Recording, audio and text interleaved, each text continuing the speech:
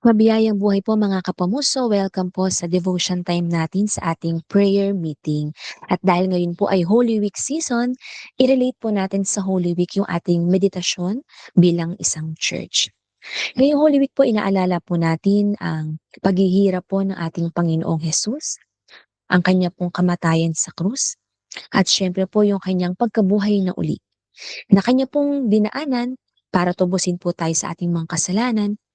Hindi na po tayo mapahamak kundi magkaroon po ng buhay na walang hanggan.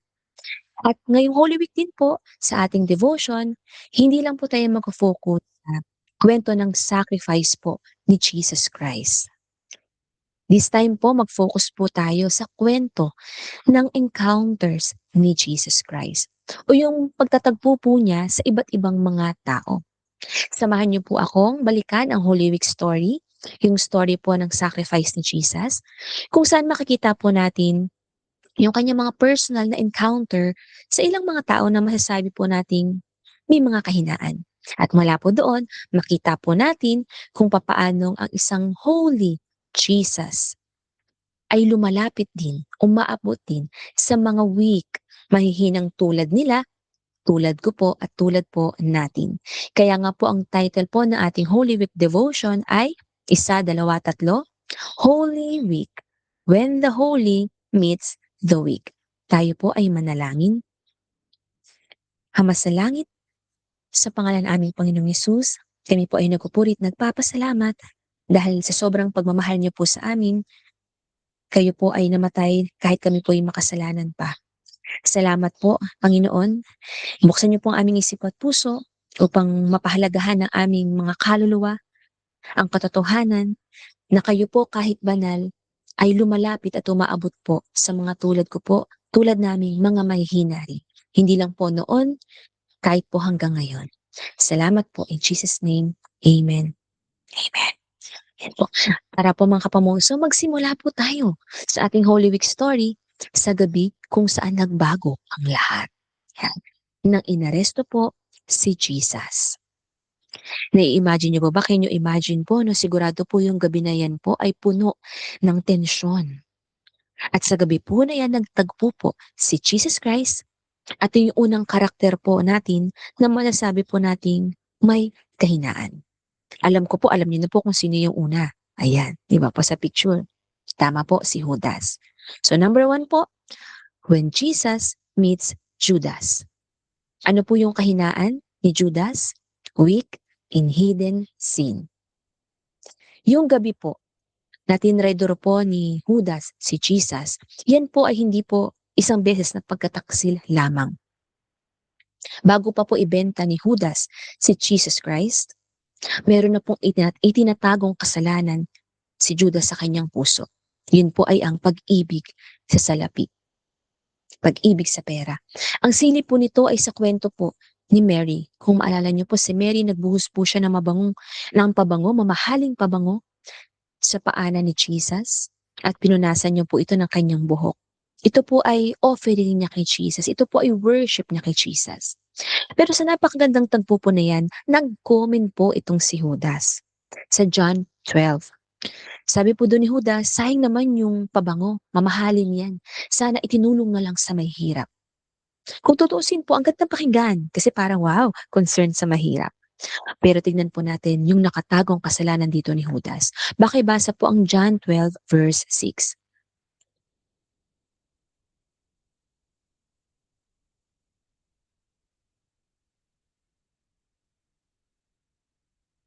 Yun makikita po natin, no, na kahit po si Judas ay alagad ni Jesus, one of the 12 disciples po siya, di ba po? Kahit po ganon, si Judas po may hindi siya naisuko ng ganap kay Jesus. At yun po yung kanyang pagiging magnanakaw. Sabi po dito, madalas niyang kinukupitan kahit yung budget nila sa ministry. Isipin mo po ha, ang head na ng ministry niyo po ay si Jesus Christ, pero kinukupitan niya pa po yung pera nila. Grabe po yung tinatago niyang kasalanan sa kanyang puso. At dito rin po makikita natin yung isa pa pong itinatago niyang kasalanan, yung pagkukunwari. Siya po yung mapagkunwari. Kunyari concerned sa mahirap. Pero hindi naman po pala. Ang concern niya yung halaga ng pabango, yung pera. Kaya makikita po natin Ito pong itinatagong kasalanan na ito ni Judas na present na bago pa man yung gabi ng pagkatraidor, yun po yung naglayo sa kanya kay Jesus Christ at nag-corrupt ng kanyang puso. Hindi po nakapagtataka na nung siya po ay inalok ng 30 silver, ibinenta niya po si Jesus Christ. Grabe po, di ba? At masasabi po natin na tayo po minsan ay maaaring parang si Judas din naman. May mga itinatago pong kasalanan. May mga kasalanan po nga minsan na inaalagaan pa po o pet sin na. 'Pag sinabing pet, intentional na inaalagaan, pinapakain, pinapaliguan ba, pinapatulog ba 'no? Yung hindi na po intentional na nilalabanan o pinapagpasakop sa Panginoon. Mga kasalanang tinanggap na lang po na bahagi ng buhay. Yung mga hidden sins po na yon. Yung sa labas para po tayong si Judas, aktibong naglilingkod sa Panginoon, pero sa loob po may itinatago, may inaalagaan po tayong kasalanan. May compromise, may double life. Maaring katulad po tayo ni Judas, malapit kay Jesus kasi aktibo, pero sa loob po, malayo ang puso sa Panginoon. Ano po yung pag-asa ng mga tulad po nating mahina dahil po sa mga itinatagong kasalanan? Tandaan po natin, when the holy meets the weak in hidden sins, makibasa po 1, 2, 3, inilalantad ni Jesus ang ating kasalanan sa liwanag ng katotohanan. Ang una pong ginagawa ng Panginoong Hesus sa ating mga kasalanan, dahil siya po ay banal, nais niya pong liwanagan ng kabanalan niya ang ating mga kasalanan. Alam po ni Jesus ang kasalanan po ni Judas. Kaya nga po, sa Last Supper po nila sa huling hapunan, sa John, pinrophesy niya na po na isa po sa mga alagad niya ang magtatraidor sa kanya. Actually, sabi pa nga po doon, sabi niya, yung bibigyan ko ng tinapay na ito, siya nga ang gagawa noon. At ibinigay niya po yun kay Judas. So alam niya po na si Judas ay may pagkataksil sa puso. At nung gabi po na nagtagpo ang banal na si Jesus at si Judas, inilantad po ni Jesus kay Judas yung kanyang puso. Kaya nga po nung nagtagpo po sila nung gabi na yon, ito po ang sabi ni Jesus, ang gagawin mo ay gawin mo na agad. Sabi niya pa po, Judas, sa halik mo ba ipagkakanulo ang anak ng tao? Makikita po natin dito na inilantad po ni Jesus Christ yung puso ni Judas. Magkakanulo. Alam po ni Jesus, nakikita po ni Jesus. At ganoon din po sa ating mga itinatagong kasalanan. Alam niya po ang ating mga kasalanan, wala pong naitatago sa Kanya. At sa tuwing tayo po ay makakalapit sa Panginoong Jesus, nais po ng Panginoong Jesus i-reveal sa atin ang ating mga kasalanan. Nang sa gayon po kapag nailabas na po sa liwanag ang ating mga kadiliman, ito po ay Kanyang mapagaling, mapabanal at malinis. At syempre po, as does this po, hanggang habang ito po ay kanyang ginagawa, inaanyayahan niya rin po tayong magsisi. Binibigyan niya po tayo ng chance na magsisi. Bagamat siya po ay galit sa kasalanan, siya po ay nagmamahal sa taong nagkakasala. Kaya nga po dito, sa gabi po ng kanilang pagtatagpo, tignan niyo po kung papaano niya po tinuring pa rin si Judas. Sabi niya po sa Matthew 26:50, kaibigan, gawin mo na ang iyong pakay. Tinawag pa rin po ni Jesus na kaibigan ang taong nagtraidor sa kanya. Kahit exposed na po sa sin si Judas, may grace pa rin po si Jesus sa kanya. Tinawag pa rin siyang kaibigan. At ganun din po sa ating mga kapamuso. Bilang reflection po natin sa kwento na to ni Judas, meron po ba tayo itinatagong kasalanan sa harap ng Panginoon? May mga inaalagaan po ba tayong kasalanan? Meron po ba tayong pinipiling isikreto sa halip na isurrender sa Panginoong Hesus? Tandaan po natin, hindi po binabaliwala ni Jesus ang mga nakatagong kasalanan. Ini-expose niya po ito sa liwanag. Minsan sa pamamagitan ng salita niya, o sa panalangin, o sa pamamagitan ng mga pagkakataon at sitwasyon at mga tao. Ini-expose niya po ito sapagkat gusto niya po itong pagalingin. Masakit po ito, pero nakakapagpalaya. Kaya kung may mga hidden sins po tayo ngayon, huwag po nating hintayin maging katulad ng kay Judas, lumala pa at lalo tayong ilayo sa Panginoon. Isuko na po natin ito sa ating Panginoong Jesus. Praise God po. At tayo po ay magpatuloy sa story. Nung inaresto po si Jesus Christ, siya po ay nilitis. At habang siya po ay inililitis, dito po papasok ang ating pangalawang karakter, si Pedro. Yan. Si Pedro po, ayon po sa Bible, sinundan niya po si Jesus Christ.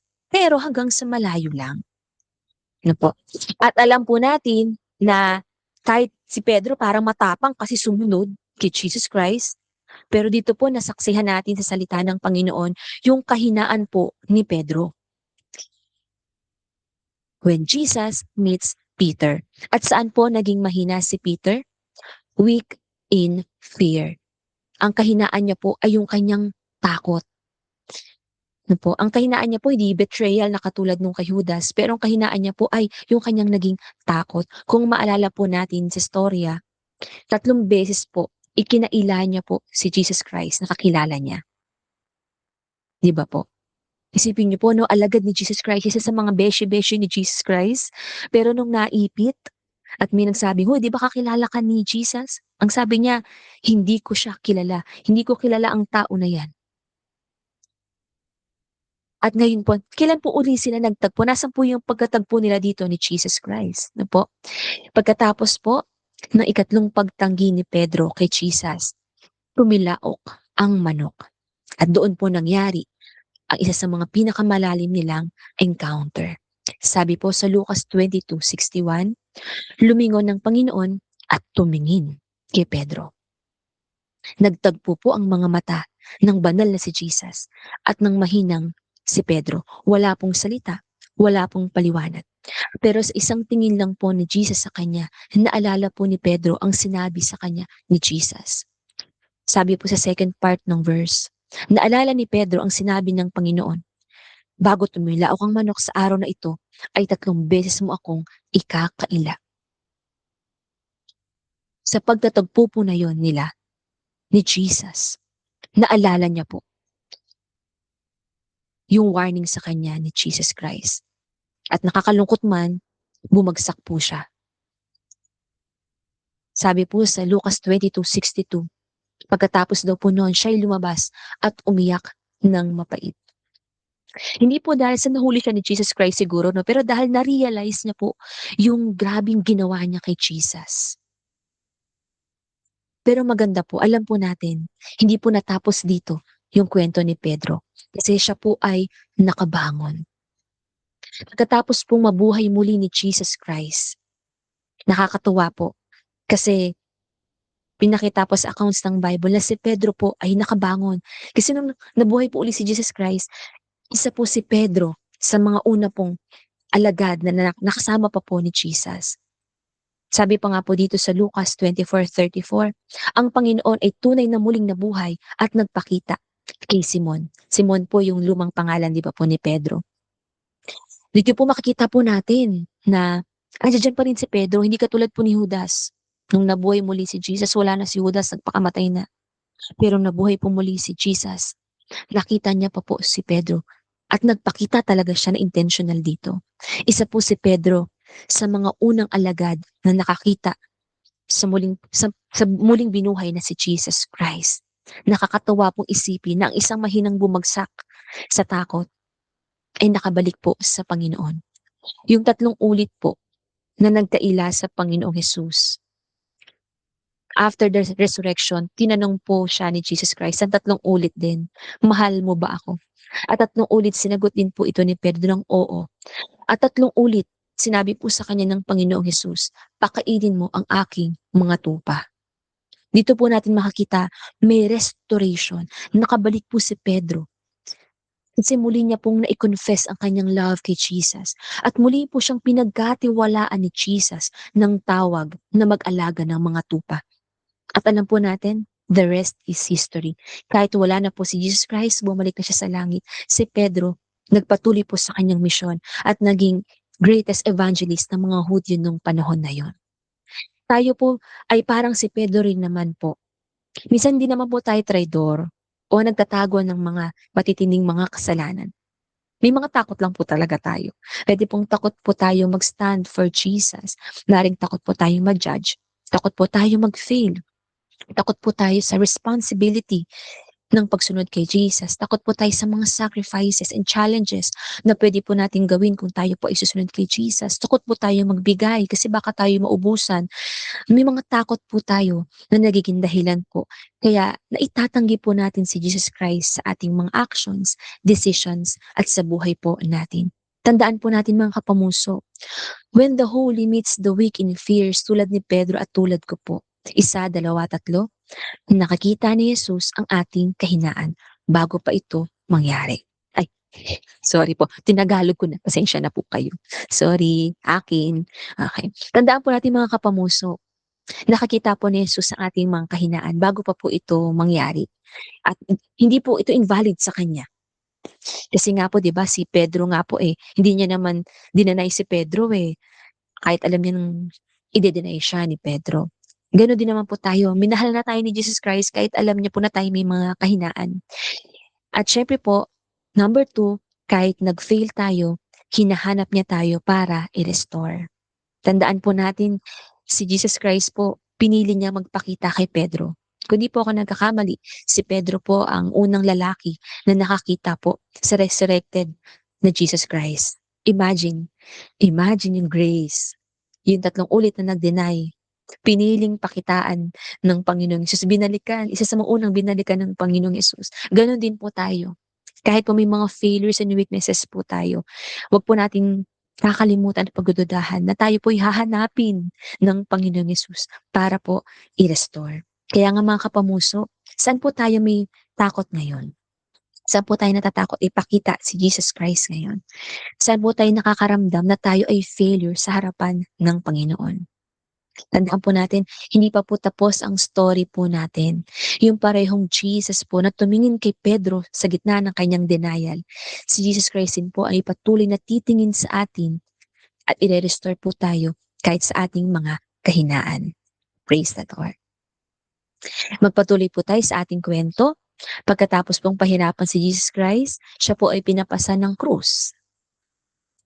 At dito po natin makikita ang pangatlong karakter. Ayan, pakita ko po ang clue natin. May idea na po kayo. Yung pangatlong karakter po ay si Simon ng Cyrene. When Jesus meets Simon of Cyrene. Si Simon po ay isang ordinaryong tao lamang po, no? Wala siyang idea sa nangyayari ng pagbubuhat ni Jesus Christ ng cross. So paano po sila nagtagpo? Tignan po natin ano po. Habang naglalakad po si Jesus, papuntang Golgotha kung saan siya ipapako.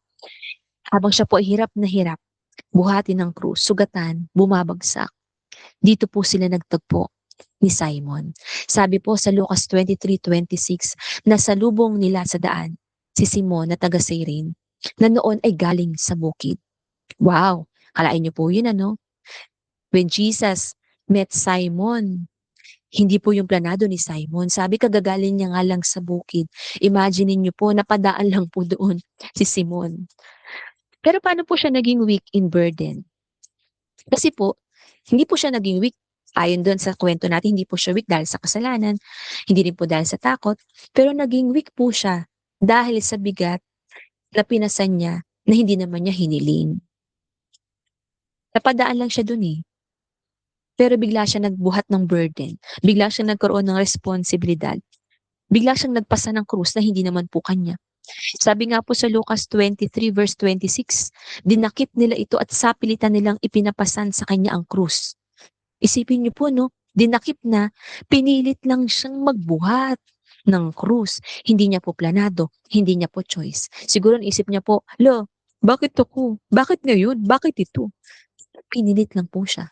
At pwedeng ganyan din po tayo minsan, para rin pong si Simon. Nanghihina po tayo sa mga kabigatan na hindi naman po nating pinili o ginustong bitbitin. Mga responsibilidad na sana iba naman ang gumagawa o iba na sana yung umako, 'di ba? O yung mga problema po, yung mga emotional pain, yung mga struggles na hindi naman po natin gusto, pero pinapasan po natin. Ang paalala po sa atin, when the holy meets the weak in burdens. Number 1, isa, dalawa, tatlo. Yes, hindi niya po tayo pinapabayaan at papabayaan sa ating mga pinapasan. Number 2, isa, dalawa, tatlo. Ang bigat na hindi natin pinili, maaaring maging lugar ng pakikipagtagpo kay Jesus. Sa tingin niyo po ba, kung hindi po nila pinilit si Simon na magbuhat ng krus, bubuhatin po ba yun ng kusa ni Simon? Di ba hindi naman po? Pero amazing kasi kahit pinilit lang siyang magbuhat ng krus. Isipin niyo po, naging part pa siya ng kasaysayan. Ang tawag nga po sa kanya ng iba, tumulong magbuhat kay Jesus Christ. Itong taong napilitan lang magbuhat ng krus, isipin niyo po, pinasan niya yung krus na magliligtas sa sangkatauhan. Binuhat niya yung krus na ang pumapasan ay yung tagapagligtas ng mundo. Nagkaroon siya ng ganung opportunity lumakad kasama ni Jesus Christ habang inililigtas ang sanlibutan. Wow! At gano'n din po ang paalala po sa atin, mga kapamuso, ano po yung mga burdens na meron po tayo ngayon na hindi naman po natin pinili pero dala po natin. Dinadala po ba natin yan ng mag-isa o pinipili po nating maging kasama si Jesus? At paano po kung yung kabigatan na yan, yung burden na yan ay maging lugar po para ma-encounter natin si Jesus Christ. Praise the Lord.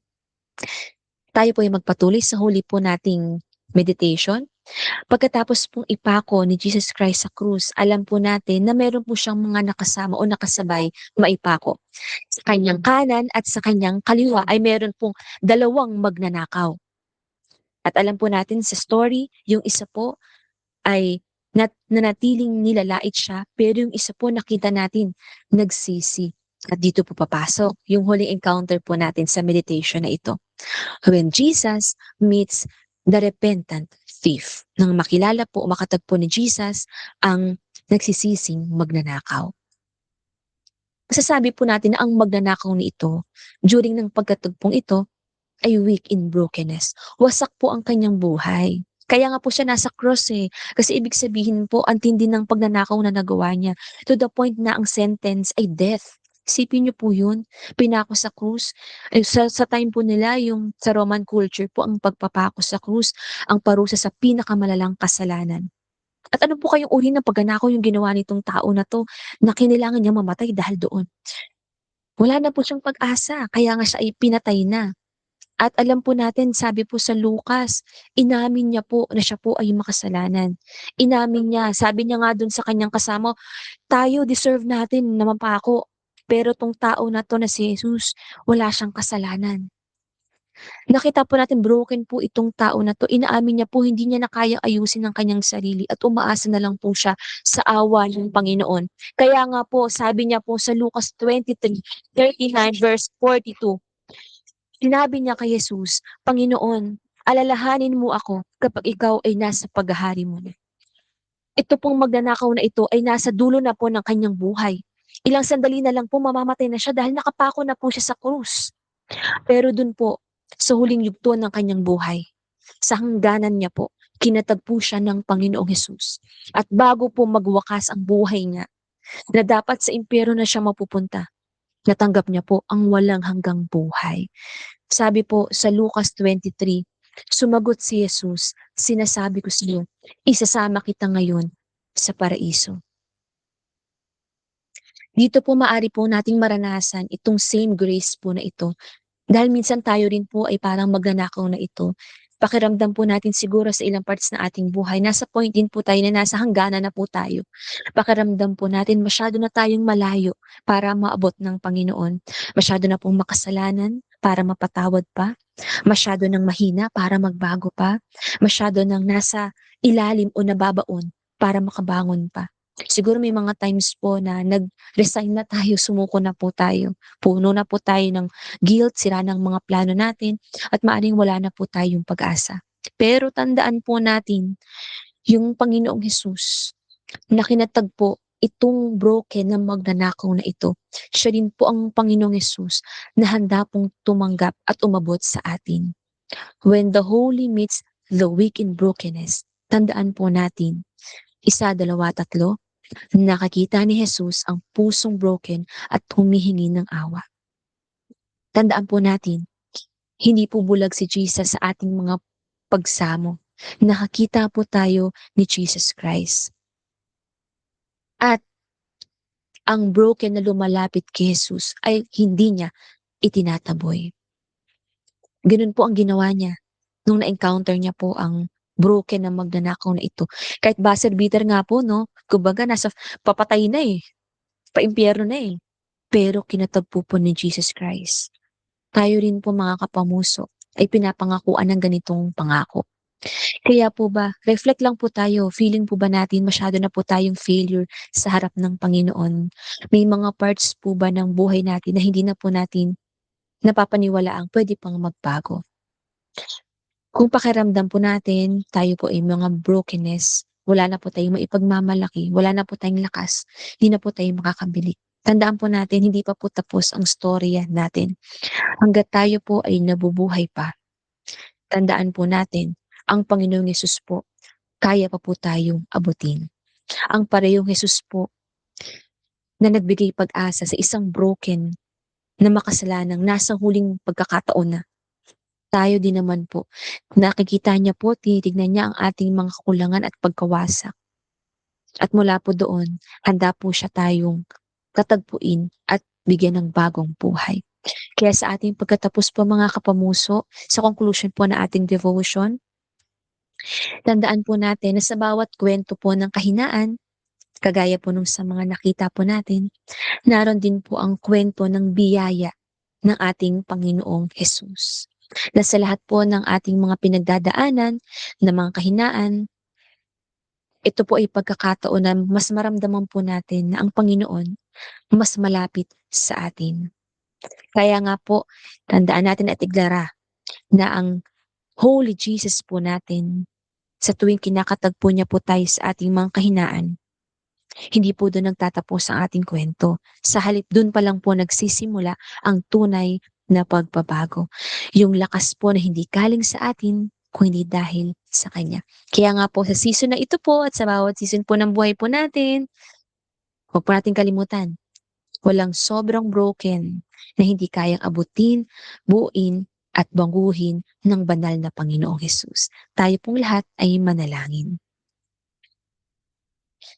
Thank you, Jesus. Hallelujah. Thank you, Lord. Lord Jesus, kami po ay nagpupulit nagpapasalamat dahil sobrang buti niyo po sa mga mahihinang katulad ko po at katulad po namin.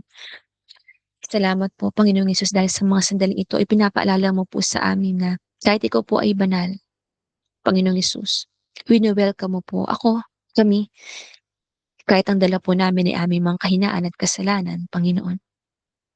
Kaya nga, Panginoong Hesus, kasabay na aming pasasalamat sa iyo, tulungan niyo po na italaga rin namin ang aming buhay.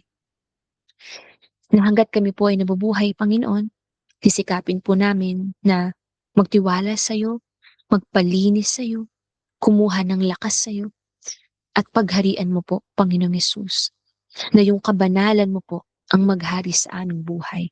Nang sa gayon, kahit ang mga kwento ng aming kahinaan ay maging patotoo po ng iyong kapangyarihan. Thank you, Jesus. In Jesus' name, amen and amen. Salamat po mga kapamuso. Blessed Holy Week po.